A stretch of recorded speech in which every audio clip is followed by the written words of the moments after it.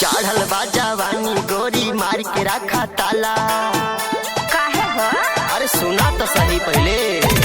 चढ़ल बा जवानी गोरी मार के रखा ताला, ना तो एक दिन चल जाई कमरिया पे भाला।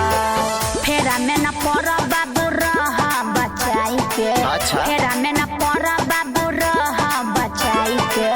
सगुंडा न सगुंडा मर गइले झुलनिया तर दबाई के। न सगुंडा मर गइले झुलनिया तर दबाई के।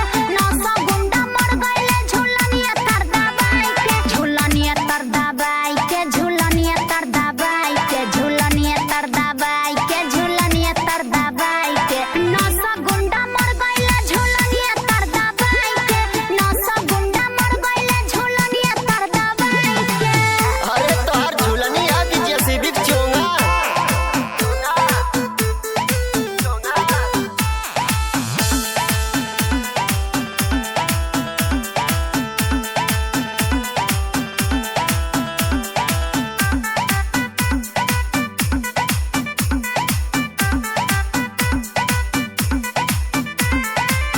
कली का चनार बालू काचे उमर में, पतली कमार तो हर बासल नजर में।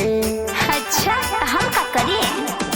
ए कली का चनार बालू काचे उमर में, पतली कमार तो हर बासल नजर में। पतली कमर नहीं लागी तोरा हाथ हो। हुआ जनी दूरही से करा बड़ा दास हो।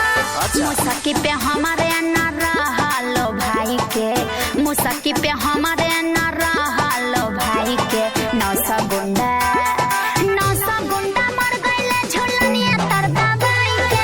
नौ सगुंडा मर गइले झुलनिया तर दबाई के। नौ सगुंडा मर गइले झुलनिया तर दबाई के। झुलनिया तर दबाई के। झुलनिया तर दबाई के। झुलनिया तर दबाई के। झुलनिया तर दबाई के।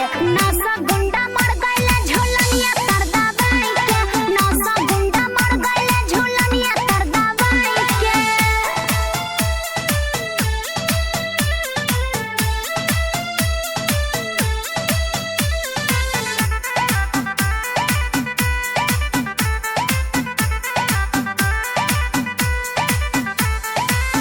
गलिया पे पाउडर या ओठवा पे लाली, देखी के मन करे कनिया बना ली। बुझाइल हो? पागल मत बना। अरे सुना, गलिया पे पाउडर